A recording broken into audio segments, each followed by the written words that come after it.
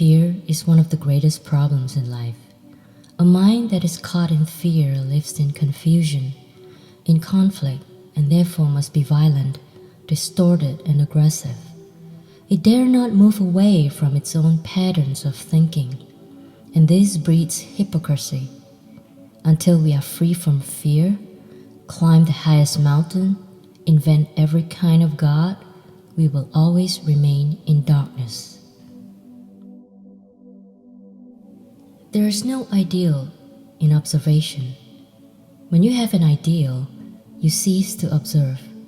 You are then merely approximating the present to the idea, and therefore there is duality, conflict, and all the rest of it.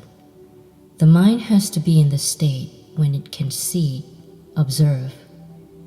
The experience of the observation is really an astonishing state.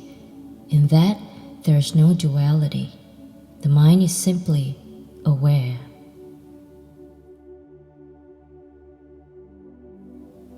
Truth is a pathless land, and you cannot approach it by any path whatsoever, by any religion, by any sect.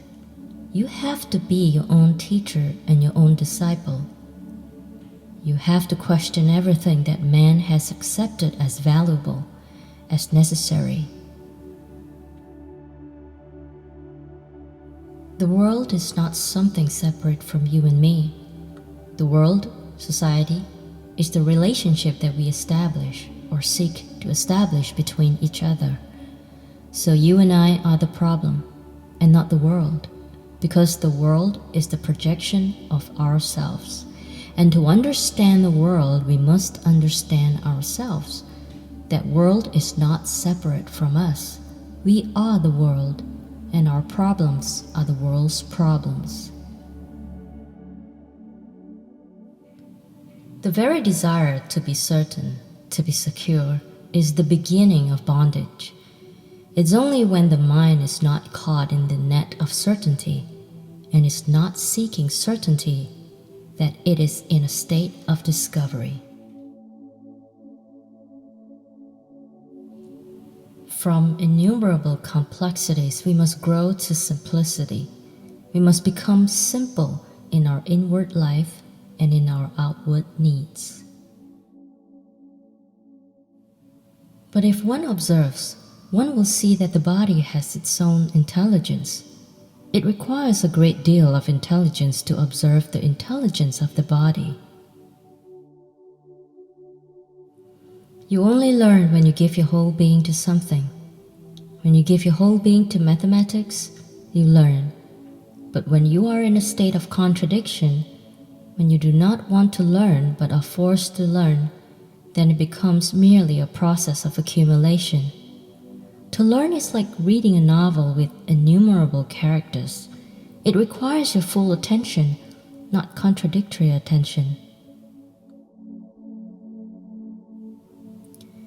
You cannot reconcile creativeness with technical achievement.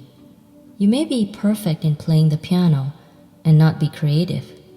You may be able to handle color, to put paint on canvas most cleverly, and not be a creative painter. Having lost the song, we pursue the singer. We learn from the singer the technique of song. But there is no song, and I say the song is essential. The joy of singing is essential. When the joy is there, the technique can be built up from nothing. You will invent your own technique. You won't have to study elocution or style. When you have, you see, and the very seeing of beauty is an art. To ask the right question is far more important than to receive the answer. The solution of a problem lies in the understanding of the problem. The answer is not outside the problem, it is in the problem. The primary cause of disorder in ourselves is the seeking of reality promised by another.